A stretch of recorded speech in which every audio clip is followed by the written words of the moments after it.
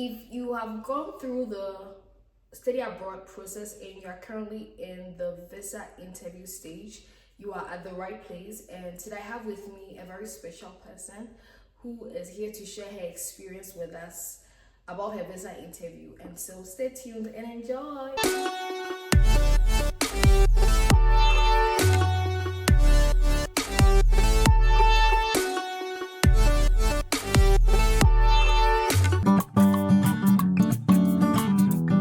Hi. Yeah, welcome to my channel. This is Diamond Grace channel, and I'm excited to have you here. Thank you. So today I have with me here my friend who is going to share her experience with us briefly about the study abroad journey, and then she'll also talk more about her visa experience. So okay, can you please introduce yourself to us and then briefly tell us about your study abroad journey before you got to the visa stage? Okay, hi everyone. My name is Irene. I'm from Ghana, but I currently live in the United States. I recently graduated from Southern Illinois University with a master's. Ooh, congratulations! Thank you. With a master's in communications, and I'm excited about the future, and let's see what happens. But just circling back to your question about my experience, is that okay? Yeah.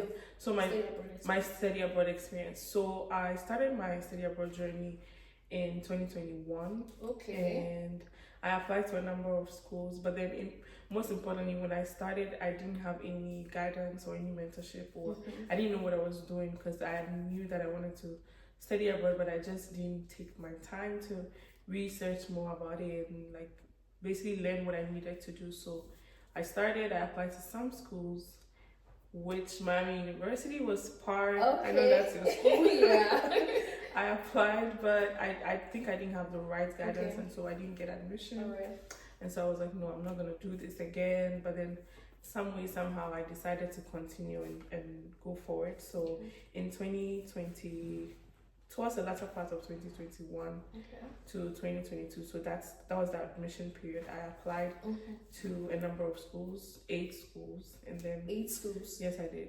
That's very specific. Yeah, I applied to a number of schools because I wanted to get in, not so bad, but I didn't want to put all my options in one place. basket. Yeah, Okay. so I decided to explore more and apply to a number of schools, and then I got admission to 2 universities, Purdue University, and then I got into Southern Illinois University. Okay, so out of the 8, you had 2 admissions. Yeah, I had 2 admissions, and I got into Purdue, but the funding, I didn't have funding with Purdue, so I was supposed to do like an interview and make sure I get the position, which was very competitive. But towards the time that I was waiting to get into the interview with Purdue, I got an email from Southern Illinois Okay. offering me full funding. Ooh. Yes, offering me full funding in communications, Okay. with a stipend and everything, and so I decided to go for that. You know, like most of the time for most international students, where we get the funding determines where we go, because Exactly. we're looking to have like some kind of not cheaper education, but do what works best for us in terms of finances. So I chose Southern Illinois University, went through the normal application process, so Exactly. going through the website, putting in my application, writing statements of purposes, and things like that. So that was what I did. I think the most interesting part for me was that I didn't have to go through any interview or anything. Oh, okay. And the scholarship automatically came with admission, so I didn't have to apply for a separate scholarship, because I know people who Go kind through of the go process. through that process, but I didn't have that. So that was my journey. Okay. All right. Yeah. So knowing about you getting the scholarship that came with the admission, can you tell me the program that you applied for that gave you that offer? Okay, so it was Masters in Communications Oh, okay. that offered me full funding with the funding that I didn't have to apply outside of the program for. So it was Masters in Communications. So yeah.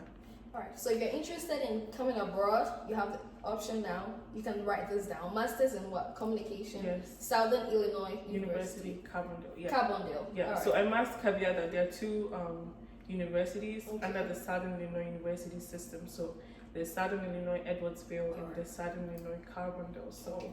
I am at the Carbondale part of Southern Illinois. And they give the full funding. Yeah, but I don't know about Edwardsville. Okay, alright. So with Carbondale, you can get full funding with communication, and so Yeah. try to look that up. Can you share with us how you prepared for your F1 interview? Of course, I can do that. So, I started my F1 visa preparation way before I even got admission. So, Okay. I had the opportunity to join mock interviews before time and to listen to how people were answering the questions, the comments, suggestions people were giving, how they were shaping their ideas and things like that. So I literally got a mental picture of what it was and how I was going to prepare for it. So sometimes I'll listen, write down my answers, and also make sure that I know what I want to say. So before that, after I got my visa interview date, I started preparing. So I got my dates in January, and the dates that I had for my interview was 21st July 2022. Wow, that was so fast. That was fast because there was like people were complaining there are no dates. Yeah. People who even got their MRVs earlier couldn't find out. But by the grace of God, it's not anything that I did. I just want to acknowledge that, yes. And then yes, so since we're on the Darling Grace channel, let's talk about the grace. So God's grace really came through for me. Mm-hmm. I got my dates and then I started preparing. So from January till July, I think that's about 6 or 7 months of preparation. I was joining mock interviews.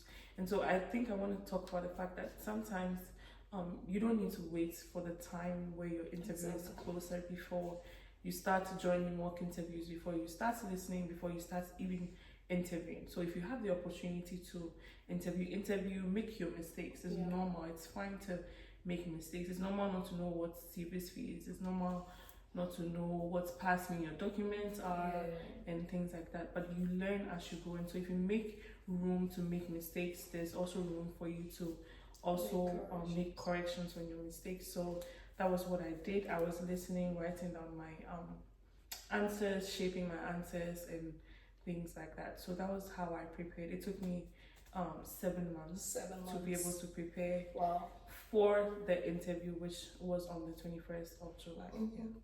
Okay, so one thing I've learned from Irene's story is preparation is key. Mm-hmm. It's very important. She took 7 months to prepare for her visa interview. Even though she had like enough time to wait till the last minute, she took time to prepare consistently for the interview, and that's what helped her to ace her interview. All right, Irene, can you share with us some of the documents you prepared or took to the visa interview?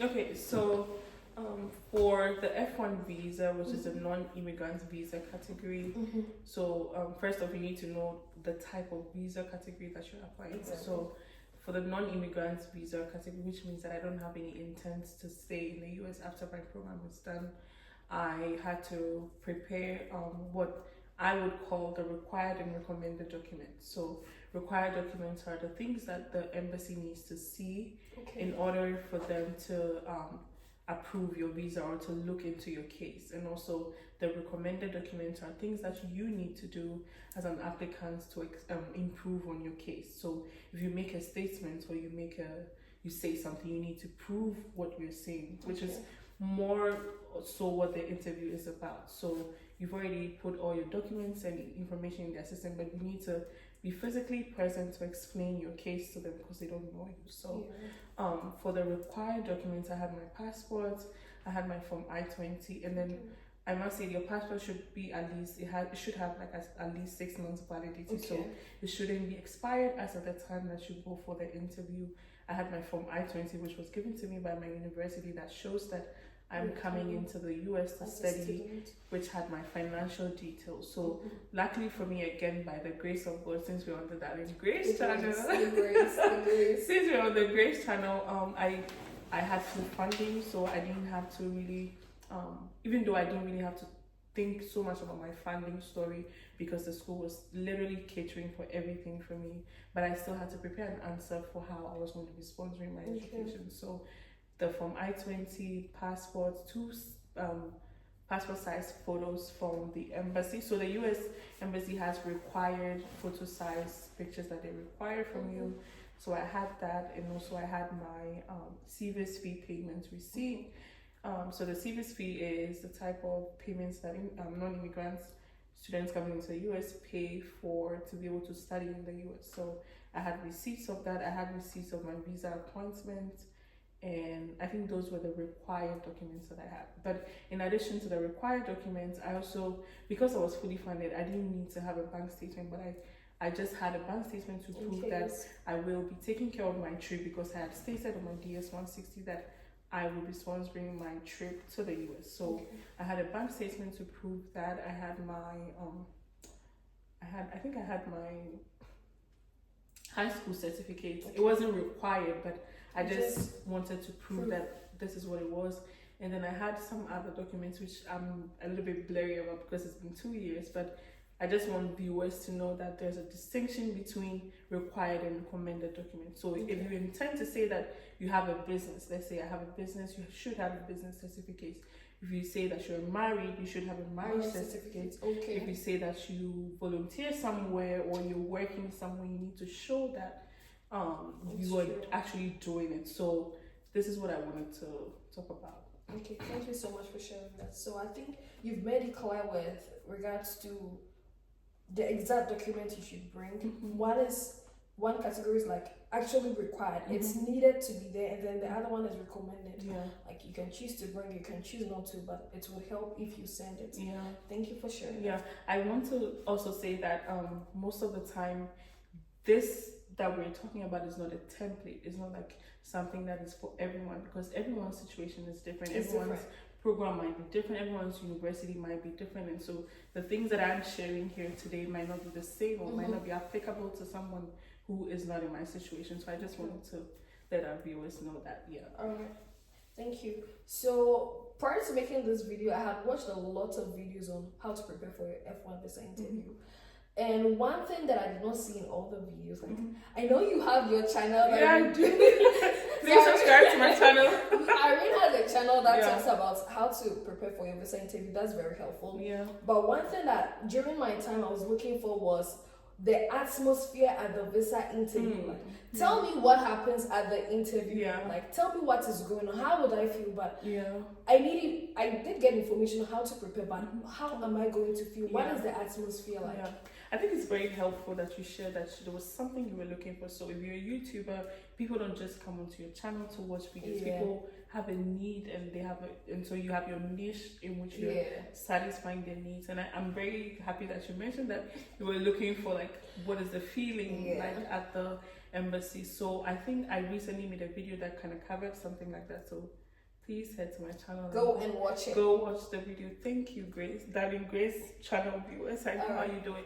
So the visa interview, like I said in my video, is the visa interview room is the most tensious place someone can be at. And tensious not because I'm saying this to frighten you, but there's this kind of, you're already tensioned about how you're going to be speaking. You can't even breathe. But I think that people don't have that mental picture. So sometimes people sharing and talking about it helps people deal or have a visual picture about it. Like, so it's more or less like it's very tensious because you have it right from before you get in. So you get to the embassy, you don't go in just immediately. You have to wait. You are ushered in. You go through security. You go through all those things. So all these things kind of builds up the tension to how you're gonna talk to the visa officer who would interview you. And so I always say people should picture this. So the visa interview room is like a bank. So when you get to the bank, there are different tellers at different windows waiting to attend to you. And so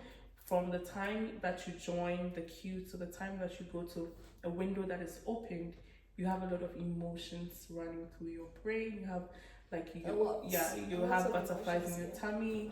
Sometimes people even feel sick. Sometimes people have to visit the bathroom a number of times because you don't know what's happening. And the funny thing, and I think what contributes to this, is that you can hear people being denied. So people are talking loudly, they're sharing their experiences, and you can hear visa officers talking back at them, they're denying them, and so you're like, I don't know what my case is going to be like. So you're just praying. If you believe in God, which I would recommend that if you do believe in God, please pray, because this is not a battle with flesh and blood. Sometimes you can do everything on your part, but sometimes you still will not make it. So I think that that's one of the things. It's very tensious, not to scare you, but everything is like in place, and it's like sometimes you feel like, what is my fate, until you hear maybe you're being approved or you're being denied. And so that's how the embassy Thank you fine. so much. You're welcome. Thank you so much for sharing. So, just to give a summary of what she has said, so the interview is more like the atmosphere there is more like just going to the bank, and then you're all in a queue, like you go and then you speak to the teller. I'm here to withdraw this amount of money. Oh, I'm sorry, you don't have any amount in the bank account. Go home. Do you get it? Or you? Oh, That's yes. a perfect example. That's a perfect. I like them. You, how much you want to withdraw? You say the amount of money. They sign it for you. You take your money, then you go your way. That is how it is done. And so, based on your preparations, as Irene said, that will determine, and then the grace of God, that will determine whether you're going to be approved or you're going to be denied. Yeah. And so you have this time now after watching this video to make your necessary corrections. Prepare. It's not going to be so scary that you get there and you don't even know what to do. When you get there, you see a lot of people, and I think the embassy has, I think for the Ghana embassy, we have like some trees that you can sit under. I think they charge you for it. Yeah, so people are making their own business over there. So just to sit and wait to be called into to get interviewed, you have to pay an arm and a leg, which is very expensive. And even if you forget a document and you have to print it out, or you have to take a new passport size photo because yours might not be the required one, is also expensive. And so I think I advise that most people make sure that they check. I think when I mentioned about the documents, I forgot the Form DS-160. Okay. So the Form DS-160 is the most important document as well, because you have filled that online, and so you need to have a paper copy so they know what it is, and it should have a barcode on it. And so if you're getting ready to go and you print your DS-160 out and you don't see the barcode, which means there is a problem. So you need to fix or check that before you get there, because when you get there and there's no barcode, you're not going to be interviewed. So people need to make sure that they check that as well. And so it's expensive to do anything else apart from what you have on yourself. So a day before, like maybe 2 days before, have all your documents and make sure that everything is set before you go, because it will be very painful if you're underprepared. You know, it's always better to be over prepared rather than underprepared. So yeah, that's what I want to share. So for your information, those going for their interview in Ghana, we have shades or trees that you can sit under. And FYI, you're going to be charged if you want to sit there. If you need to print any documents before you go for your interview, you're going to pay like extra more compared to printing it in any other places. And so make sure you go over your documents to get all the things you need to submit available before you go for your interview. And like we've gone over, it's just a very short moment there. It's not going to take so many hours for you to be interviewed. Yeah. All right. So we've spoken about the atmosphere there. So can you now tell us what is the real deal? What really happens in the interview room? Okay.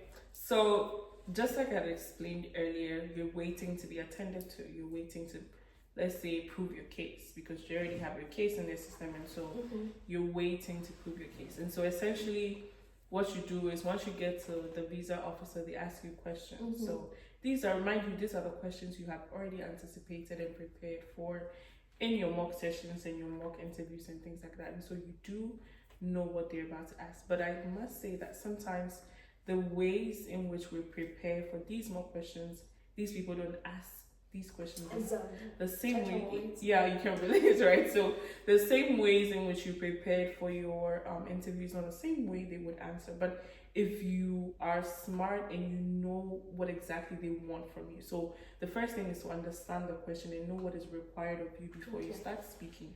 And most people take that approach out of it because they feel like, I've been rehearsing for a long time, I'm just practicing this all the time. And so at a point they even sound robotic, because it's like they're just waiting for you to ask them why this school, and they start asking. But when you understand the question, however ways in which they twist it, you are able to answer the question. And it also proves that you're paying attention, you're being you're being very extra attentive to the questions that are being asked. And so that also helps with the interview. And so the real deal is that you're going to be asked questions, and you have majority prepared for these questions. And so it's up to you to speak up, be confident, and explain your case to them. If they need extra documents or whatever they need, they would let you know. And so you do that. And most people think that because you have prepared for I know we've had a conversation and you said you prepared for like 15 questions, but most people forget that out of the 15 they might ask you 1 or 2 questions. Just 1 or 2. So the ways in which you prepare for those, because you don't know what question they're going to ask you, so the ways in which you prepare for that also helps you. And so in my case, so this is like circling back to my personal side, in my case, I remember I was asked 2 questions. Okay. So I was asked if I had paid my CVIS fee, and I wasn't even anticipating that question because I know I've paid my CVIS fee. So why do you need that information? But I was like, I have paid my CVIS fee, yes. And then she asked, what would this program do for me? And so when you prepare your answer to questions, you should know what it means to you and personalize your responses as much as possible. I always advise people that it's not a generic, even if it's a generic situation, make it your own. And so why this school, why this program? Don't say something that everyone is saying because I want to travel to the US. The US has the best education. Everybody knows that. But at the end of the day, how are you going to benefit from this education that is out there for everybody? So I always say that people should personalize their responses and also make sure that they know why. So know how and why. That's the simplest way I can put this. So know how and why. Yeah. All right, but you made mention of generic questions and then generic answers. So someone might be watching and the person might not understand this thing you use. So can you elaborate on that for me? So essentially speaking, generic questions are questions that everyone knows the answer to. So why do you want to travel to the US? So the US, everybody knows the US is the best country that has higher education, it's well developed and things like that. So generic questions are questions that everyone knows the answer to. It's very obvious. Yeah. The obvious is what is generic. It's like even when you ask a child why they want to travel to America, they know that America is beautiful, America has tall buildings, you know, like all those things. And so generic questions are things that are very obvious. But on the flip side of generic questions are personalized answers. And so personalized questions, personalized answers that relates to you as a person. So what would it do for you? Because I know there's a question like, what would this program do for you? It's not like, what would this program do for everyone coming to the US, right? So what would this program do for you? And so knowing and personalizing these questions help you to be able to relate and make a sense of, for them to get a sense of why you want to do it. So those are generic questions. And so I like how you used your experience to talk about them asking you just 2 questions. Yeah, just 2 questions. Well, I appreciate that. But can you take us through like your walking into the interview and then like till you left the entire day? Yeah. So I mean, this is making me have some memories about that day.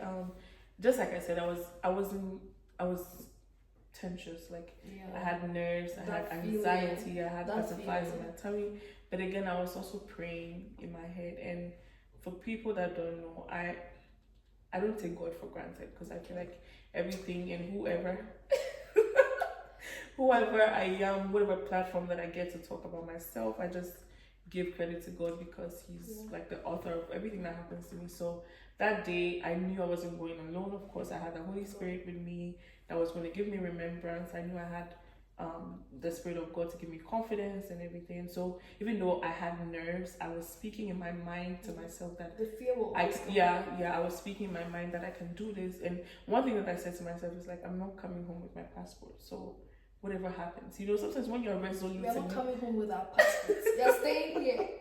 Sometimes when you're resolute in your decisions, like you know that sometimes things work out for you because this is what I want. You've spoken to God and it's gonna happen. So even though I had nerves, I was confident that this is going to happen for me today. So as I was ushered into normal protocol, I was like still praying in my head, joined the queue and did my biometric and stuff like that. And so one funny thing that happened to me during the interview was like I could hear people being denied. So you could hear the view that's being nice, the view that's being mean. And during our time, when people write out their transcript, they're like the mean view, the nice view, beautiful young lady, Indian lady, the bald view, and all those. The Black American. The Black, So those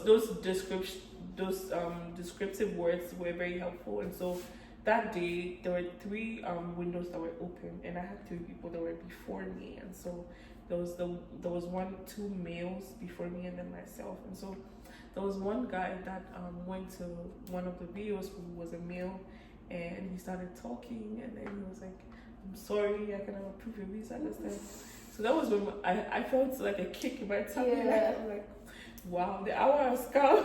So I heard that, and then the person that was standing before me again, also, there was another view. So there were two views. So there was one lady and then another man, and there was a guy who was with the lady, and so it automatically meant that the person, after he left, that guy was going to go there. But I don't know, for some weird reasons, I think that I was drawn to the female. So I saw how she was smiling and things like that. I'm like, this is where I want to go. God, please. Take me there. Take me there.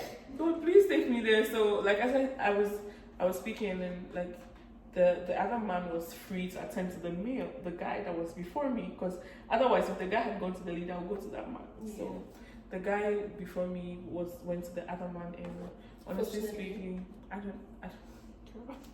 don't know, but I don't remember what happened, honestly. But I went to the female, and she was smiling. She was like, she was giving me the same energy I was giving her. So we started talking, and that was when she asked me the first question. She was looking onto her computer. So mind you, as you're being interviewed, they have a DS-160 form open. They're checking your information to see if there's consistency or any discrepancy in the things that you're saying. And so remember that your interview story should align with DS-160. Yeah, to DS-160, because if you say anything contrary to what you have in your DS-160, you are lying, and so that's not a good thing. That's a red flag. You can be denied for that. So I think that's what happened. And so as we had that conversation, and then all I could hear after that was like, I'm keeping your passport, you're approved. I literally thought there were more questions coming, and she's like, we're done. And so I quickly packed my bag. Fast. I was like, so your passport did not come home with you? No, just like I already said that I'm not going home with my passport. My passport didn't go home with me. Thank God. Because I just knew that God would favor me that day. So that was my visa interview story. Yeah, for me, my experience was quite different because I had to leave another town to come to Accra for my interview. And then when I got there, this queue, I think it rained that morning, so we all had to like find a place to stand.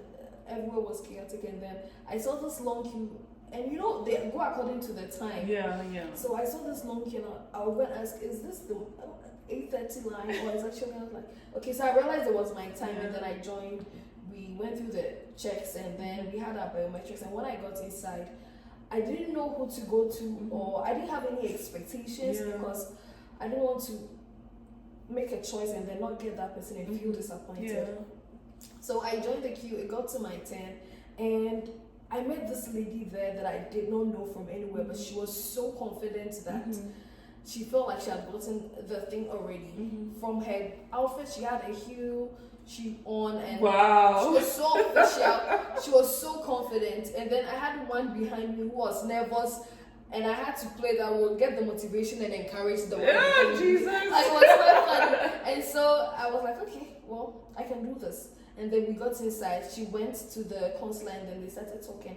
And she was so confident that when she got in, she just placed her file on the desk and then placed the 2 fingers on it, and she was like, she looked directly at the consular.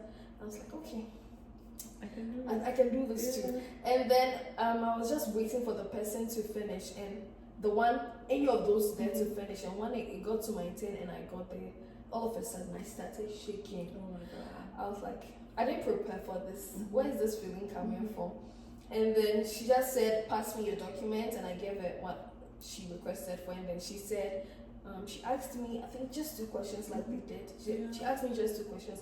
Prior to that, I had prepared for about 15 questions that I didn't even know where they came from. I was like, let me just prepare. Like he said, it's better to be over-prepared than yes, thank you for that. So take this away. Be over-prepared than under-prepared. Anything can happen. And then she asked me just 2 questions, and she was like, so I'll be approving your visa. Oh my God. I was like, how did you come feel? again. I was like, she had a mask on, so when she said, I'll be approving, I was like, can you come again? I said I'll be approving. I was like, thank you. And then I had to be gentle, but I wanted to run outside. I was very excited. I was joyous. I didn't know. But you know when you hear you're approved, you don't hear anything else. It's true. Your ears naturally gets blocked. When I got the sheet, after they approve you, they will give you information on how to get your passport back, and all those things. But the moment she said your visa, I've approved your visa, I was still standing there, like waiting for. She was talking, but I didn't hear anything. She was actually telling me, and then I gently walked out and started running out of the embassy because I was super excited.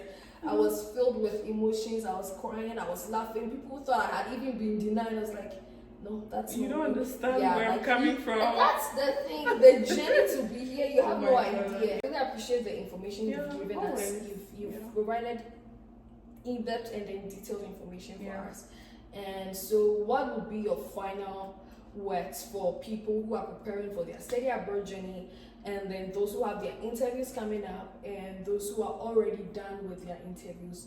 Just give us some brief advice. Okay, so I'm gonna share something that I got from the person that mentored me, and shout outs to Frederick Kwekwe-Japon, the Fred Effect. Fred Effect. Yes, shout outs to Fred. Fred has always been my biggest supporter, motivator. He's a brother to me, and yeah. So one of the things that he always says is that don't allow any negativity to cloud your thoughts throughout this process, because you might hear people's stories and people talking about things, people generalize things, right? So make sure that you have some kind of positivity that you're going with. Make sure if anything that is negative, you don't associate yourself with it, and just be hardworking. Like, just put in the work. You don't know what will work for you, just put in the work. And also make sure that you are very determined in this journey. And so don't encourage negativity, be determined.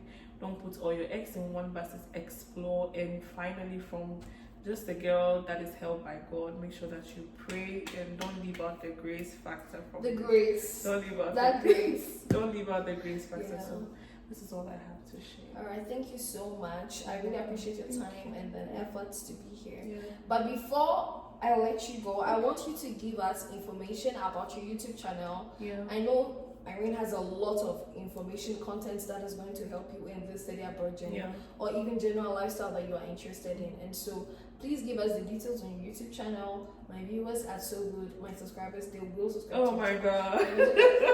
See how your person is hyping you up like that. I know, I have very good subscribers. Oh my they're God. very good. They're very good. They're very good. And they're serious people who are willing to start their study abroad Okay. journey. And so please give us your details and subscribe. Okay. And, Yeah, so you can reach me on LinkedIn with my first and last name. So my first name is Irene and my last name is Ludrod, and so it spells Lutterod.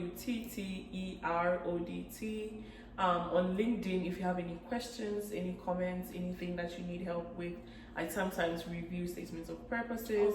I help people with mock interviews and all those things. And so if you're interested, you can follow me on, please subscribe to my channel on YouTube. Please. And also just post your questions on LinkedIn with my first and last name as well, which will be so stated in the link description box below. So that's what I do, and thank you for having me. Thank you too. I enjoyed our conversation. Thanks for coming. Thank you. My lovely viewers, that's where we end. Stay tuned. If you haven't subscribed to my channel, I still don't know what you're waiting for. What are you waiting for? Please subscribe.